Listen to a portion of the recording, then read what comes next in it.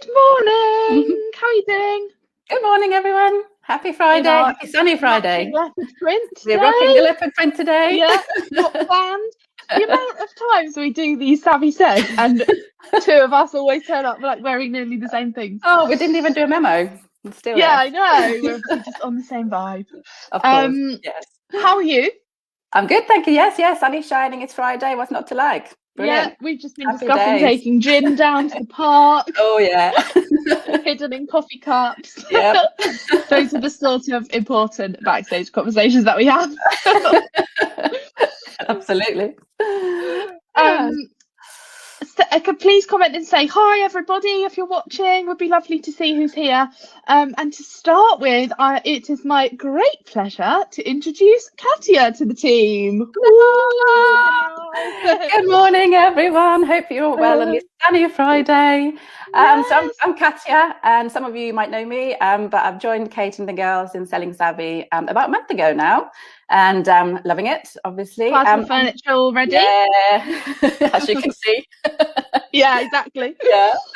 I'm from an agency background, so I've had an agency for 20 years this year. That makes me feel really old. Oh my goodness. Don't look at day over 18. Oh, yeah, 20 years this year. So I'm today's topic is really just so interesting for me personally as well, because I'm a bit of a people pleaser and I tend to say yes to everything. So yeah, it'd be really great to have a chat with you all and see your comments and what you think as well.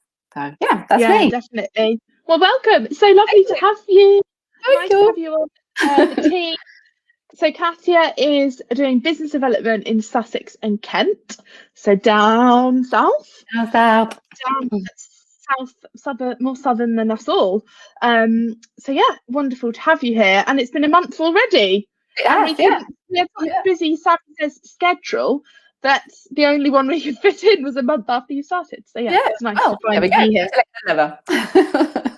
And today we're talking about selling your value, which, like you said, is such an interesting topic, and I feel is so relevant with everything starting to open up, because we're all on tenterhooks waiting for a boom, aren't we? Whenever that could be. It keeps getting pushed back and back. It was September and now it seems to be 2022. But there is going to be a busy period, so that's why we thought this topic was important, because we need to work out how we can win business without lowering our rates constantly. Now we're going to start talking about the difference between businesses and how we kind of offer value in different ways, because obviously when Katja and I were talking about this, we were talking about how it's different, obviously, for agents who are commission based rather than businesses selling services or products.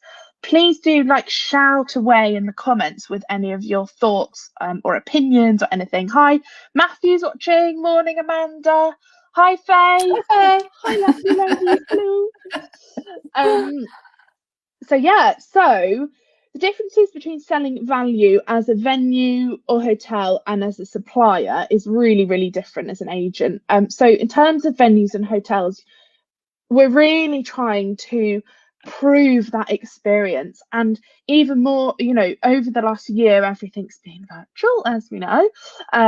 And so in order to bring those clients and those bookings back into hotels and venues, we need to prove that the experience that we're offering is not replicatable on a virtual platform. So that in-person experience is really going to be key. Oh, hi, Fam. Fam's watching too. Hi, Fam. So yeah, also I feel like, and you'll know this as well, Katja, that clients often quite like to negotiate rates quite a lot. Yeah. Do you find that with your clients? Definitely. I mean, I was going to say, from an agency point of view, especially venue finder point of view, I mean, our value to clients would be the fact that we have those relationships in place and we can go to venues and negotiate for our clients better than if they obviously went to venue directly. So that's the value that we add, one of the values that we add, obviously, to our clients as an agent. One of them. Lots of values. Yeah, definitely. I think as well, we were talking about sometimes clients don't understand the value in room hire and the kind of either the allocation in the package or just a room hire fee, and what that goes towards. And I've certainly found quite a lot before that people say, oh, well, why do you have to charge that? That's just free money. Well, whereas actually it obviously goes to running the business, running the hotel, the Wi-Fi, staffing, everything. So yeah. Yeah. And the other thing is, as a supplier, you're offering an experience as well, and trying not to offer just the product, and offering what that product will bring, or what your service will bring to an event. Do you want to talk about, from an agent perspective, what all of the value is that you offer? Lots Well, and like lots. I said, Martina's watching as well. Hi, Martina. Yeah, I mean, obviously, particularly for, I think, for free venue finders, which is, I'm one of them as well. I think one of the biggest values is our time. And there's been a bit of sort of chat recently, and I think it was Martina, you brought it up in one of our groups as well, is that perhaps because our time is valuable, perhaps we as a free venue finder should start thinking about maybe charging a refundable research fee, for example, especially on the bigger projects, because at the moment you can spend like a week on a big proposal and then nothing comes out of it. And what's that week worth to you? So it's just one of the little really difficult to put. It's difficult to put a value on your time when you're not charging the client for it. Obviously you are charging for it, but in a different way. Yeah, really difficult. Yeah, absolutely.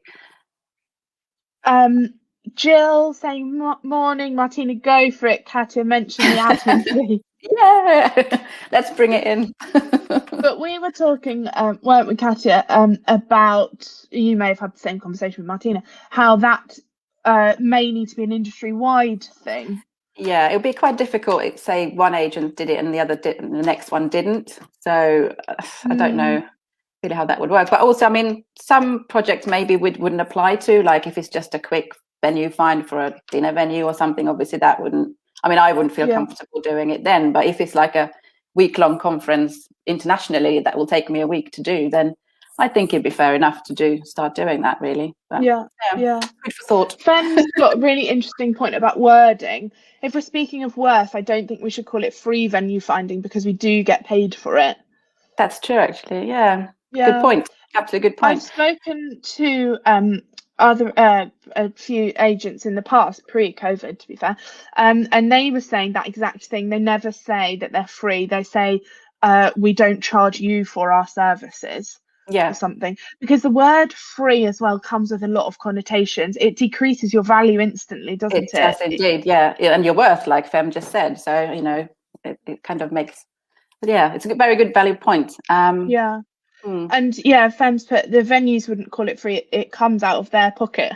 That's a whole other conversation about, we talked about differences in commission rates. So, and then, well, actually, our next point brings us perfectly to our next point, is the crossing over. So the agent's value to the hotel. And I know we've talked before about you guys being an external sales team, and what value do they put on that? And you were saying that the amount of commission really varies, and why does it vary?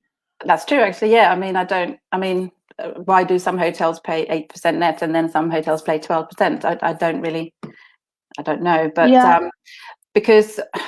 I mean, we are like an extended sales force of the hotel. I mean, we will obviously put hotels forward that we feel is obviously appropriate for that event and that client. It's not like if we would put a venue forward that pays more commission just because they may pay more commission. But some people might do. Some people might. I don't. Good for you. Martina's asking people, yes, it's so true. Free is not a good word. What could we use? Matt says this is so good. Thanks, Matt. I love it. I think, I don't know what anyone else thinks. Please put in the chat if you've got any ideas of how agents specifically could pitch their services in a more valuable way. But I think saying we don't charge the client for our services is a nice way, because you're saying we do charge, we're going to get paid for it, we have mortgages to pay, but it's just that we don't charge you specifically. Ellie's saying smaller hotels have smaller rates and therefore I imagine smaller margins. Okay, well, that's just our introduction, guys. We've got a whole load more to go through. So we've got 5 points of how you can prove your value in order to... Oh, I've lost you. I can't hear you, Kate. My phone was just ringing through my laptop, so it cut everything off. No way. So yes, and the first one is not selling the product, the process, but actually selling a result, which is really interesting when you think of all the different sectors of our industry and how they can do that. I don't know what your thoughts are on that, Katja. Yeah, so as a venue finder, I suppose specifically, you could, instead of selling yourself as this free service that we've been doing, you could sell yourself as the end result of that process. So what is the end result of what you're doing? So obviously, clearly, it's going to be a fantastic event for the client at great value with the right people. So focus on that instead of the sort of process of doing it. Yeah, definitely.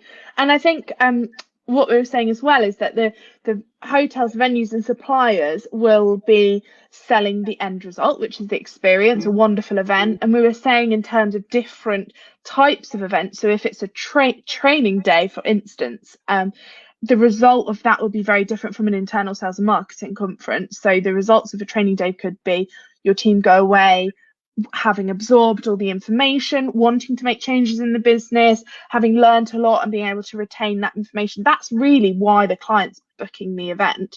So for you to have natural daylight, whilst we all ask for natural daylight on our proposals and inquiries, actually what's the result of that? The result is they're going to be really engaged for the whole day. They're not going to feel lethargic after lunch. So looking at those results are, and you had a good point as well, Katja, that actually because some venue finders and agents aren't actually there on the day of the event, your results are the end event, but actually kind of stop short. They're dependent on the hotel as well or venue for them to deliver what you agreed and so forth. So there's a lot of trust there as well, because you're not there to kind of oversee it sometimes. Yeah. And also your results as well as a wonderful event, and the results of the event is the time saving, and all of the cost implications of that. So yeah, we've got some comments. Yeah, Fem saying I agree, there's no charge to you.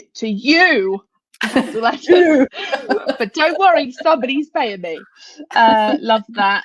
And this is nice to hear, Katja, regardless of the commission levels, your concern is what's best for the client. Definitely. Some larger events don't care about what is best for the client, not mentioning any large organizations. Amanda, delete that comment. We're not getting into an agent battle not today. Saying anything, not commenting on it. No comment. I'll take. So in terms of selling the result, I came up with some wonderful examples which Katja laughed at me for. I thought they were great. I'm going to share with the group. Well, I was trying to think of examples, and the example I've come up with is car adverts. If you watch a car advert on a TV, you see a happy family in a beautiful setting, driving really smoothly across mountains on holiday, and the kids are all perfect and no children are screaming. That doesn't happen in real life. So they're really selling the family, the experience, the wonderful day that they're having, rather than this is the car, this is how much horsepower it's got, these are the size of the seats, look how much boot space it's got. Do you know what I mean? So they really are selling the experience. A wonderful example, I'm sure you'll agree. Example. You can say it better myself. Thank you. And the other thought I had, which I will stand by in terms of marketing photos, and I'm thinking specifically when we do LinkedIn training, the banners on your LinkedIn profile, I always say to clients, try not to have a picture of a meeting room or a picture of, I don't know, some balloons or something. Have photos of people enjoying that meeting room, people in there, like with weddings. If you're going to buy a wedding, would you buy a picture of a ceremony room, or would you buy a picture of a couple that are having a beautiful day and there's flowers and the families are all laughing? So yeah, sell the results. The end result, yeah, exactly. Good. Next, we've got know your limits. Oh, yeah. It's very easy, I think, to say yes to everything, especially at the moment. And I know I'm a complete. It definitely applies to myself as well. I'm a bit of a people pleaser. I say yes to everything. But I think it's very important when we are trying to grab the business that we can, not to undervalue ourselves and therefore not undercharge. And because I think it's quite difficult once you've done that once to get back to where you're supposed to be and where you deserve to be, I suppose. So yeah, it's a kind of a very fine balance, I think, at the moment. And I think putting those limits on every part of your life, as it were, as well, because it's quite, whilst we are both people pleasers and say yes to everything, I think if there was something that was really low rate in business, we would be able to walk away from it. Whereas actually, there are other things in business that we should walk away from, like, I don't know, collaboration opportunities or speaking opportunities, where it's actually not really necessarily worth our time, but we don't. So I think it's knowing your limits in every aspect and valuing your time as well. Yeah, and for the long term as well. It's a long term sort of view, really, isn't it? So yeah. And doing some work with for those of you who've got teams or business partners, working alongside them to really strategize what those limits are, because you want everybody to be on the same page. And often if you haven't worked out boundaries, then it's hard to say no. But if you know them before the question comes up, then you can go back to your strategy and say, no, we did decide not to do that. It's not for a long-term gain. And I think sometimes saying no as well actually gives you more credibility, because you're not saying yes to everything. You're not just grabbing what you can. If you say no to certain things, I think it gives you a bit more, stature, really. Absolutely, yeah. And it's hard. Sometimes it is difficult to say no. Yeah. I've been using the phrase, I don't have capacity at the moment, because it feels like you don't have to necessarily give a reason, because sometimes I feel like if I say no, I have to follow up with, because I'm... Yeah. Oh, I can't hear you at the moment, Kate. Are you on your phone ringing again? Gosh. Sorry. I was going to say I'm reading a good book at the moment called The Art of Saying No. So I've got that on my Kindle at the moment. It's really good, very good. And there's loads of like tips in there how to say no without saying the word no. So I recommend it highly to anyone who's really interesting in the same situation. I might have to read that. Becky needs to read it too. She's saying, I'm so bad at this. I give far too much because I want businesses to do well. As a selling savvy whole business, we all do that, I think, because we just want to support and end up giving loads away, which is, I think that's a good trait to have.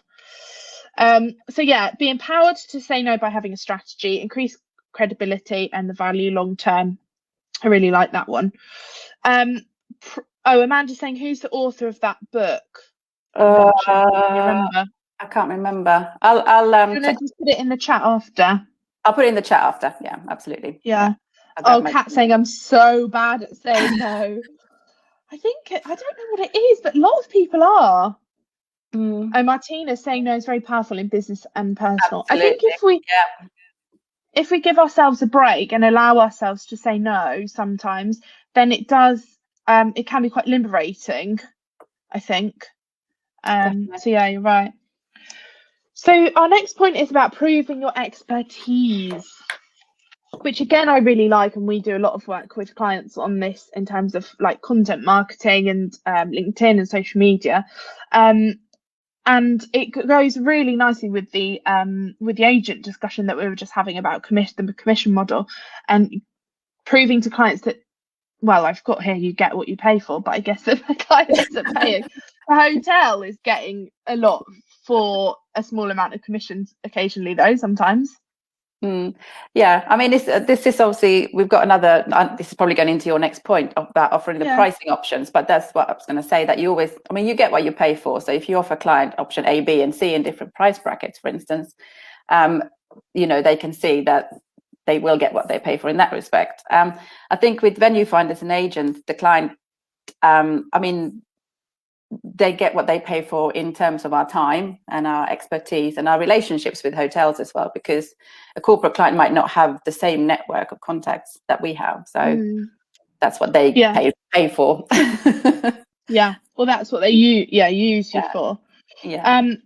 And I think as well, when you're proving your expertise, discussing what goes on behind the price, and this may be, well, it is a room hire in venue and hotel situation, but also I find it a lot with event suppliers that we work with.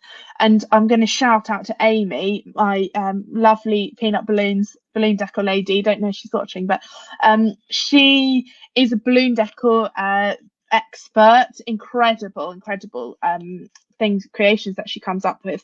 But when you think of balloons, and even before I was working with her, I'm ashamed to say, you think balloons not particularly inexpensive, you kind of put them together, but actually the incredible amount of work that goes into the creation she does, even from the initial bespoke designs that go into it, and then all the training courses in order to put everything together and to make it stand upright and look good, and all the colors that go together. There's a vast amount of work that goes into it. And I think as a client, we need to be able to prove all of that value in order to for clients to understand why we're not the cheapest, and nobody wants to be the cheapest at what they do. Yeah, it can be too cheap as well. I mean, if you look at the price and it's too cheap, it makes you think that, oh, why is it so cheap? What's wrong with it? Yeah, there's always a reason behind it being low cost. And then you just mentioned as well the 3 pricing option strategy, which is a great one, and I love it. We do it, or we're testing the water with it, and I've worked with businesses who've implemented it. Actually, statistically, if you offer 3 prices, clients will go for the middle price. So it's a really easy way of simply upselling, or kind of funneling people into a package that work strategically for you, and whilst offering them obviously a better experience with each package.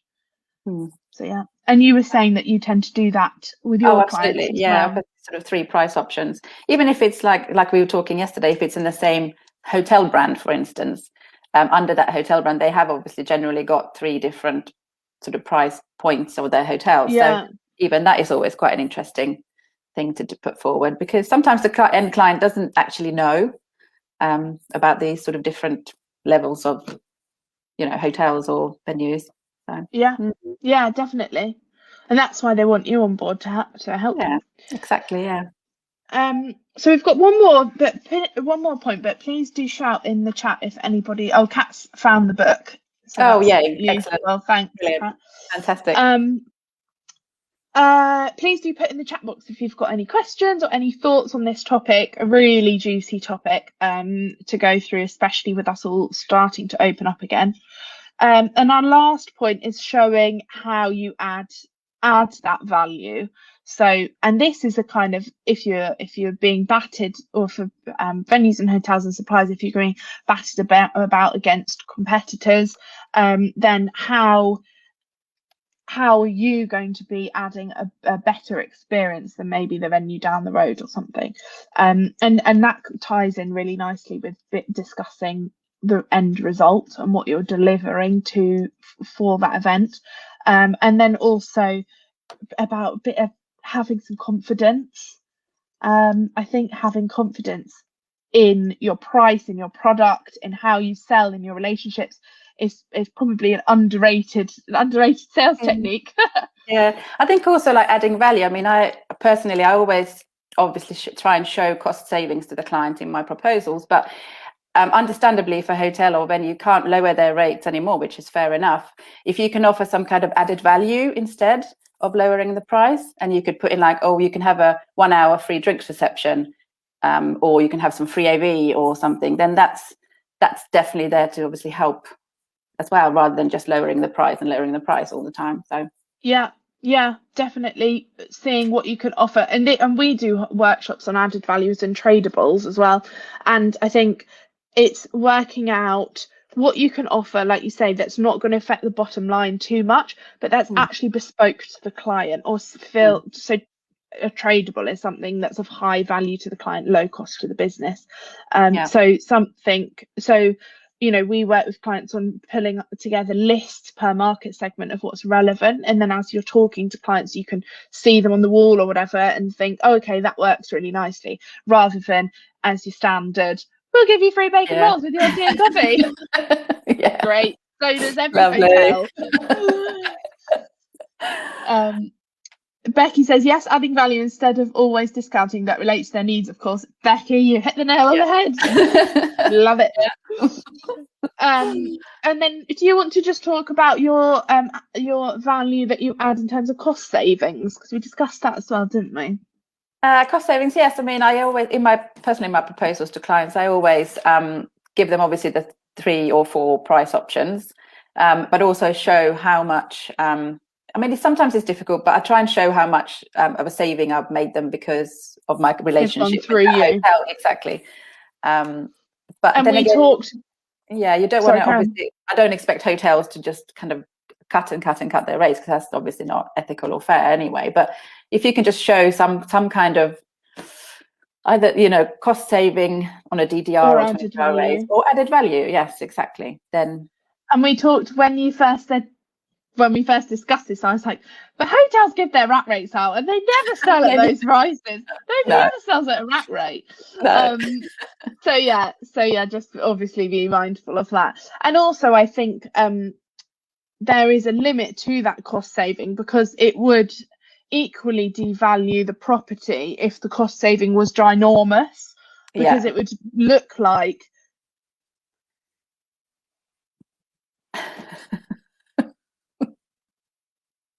it's these Bluetooth headset. It's like iPhone has been connected. Oh, yeah. I was going to say as well, so I forgot to add that sometimes, I mean, you don't want the price to go so low that service is compromised as well, because absolutely, exactly. And what I was saying was it can look like if the price difference is massive, that the normal price they're saying they sell at looks like they're overcharging rather than discounting you guys.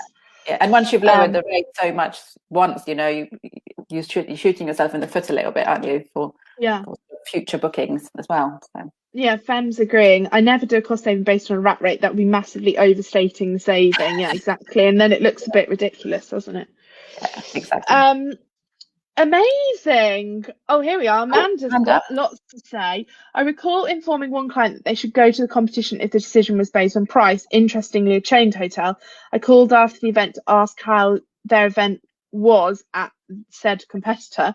Interestingly, they came back and acknowledged they now understand why we were higher and placed the business with us the following year. You get what you pay for. Yeah. And on that note, you get what you pay for. You get what you pay for. Don't be the cheapest in your lineup. So a couple of things. Next week, Amanda is on with a wonderful guest speaker. Now I have to pronounce this right. Anjana Rajani, who is going to be talking about building trust. Really nice topic. Yeah. And she's an expert in those kinds of trustful, personable and also business relationships. So Amanda's going to be talking to her.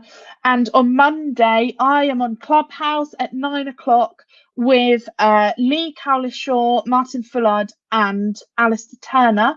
And we're talking about work-life, life-work balance, regardless. As kids are going back to school. Yeah, exactly. International Women's Day, and the kids are going back to school, and I'm going to have my toddler on my lap because he's not school age. But anyway, that's quite normal at the moment.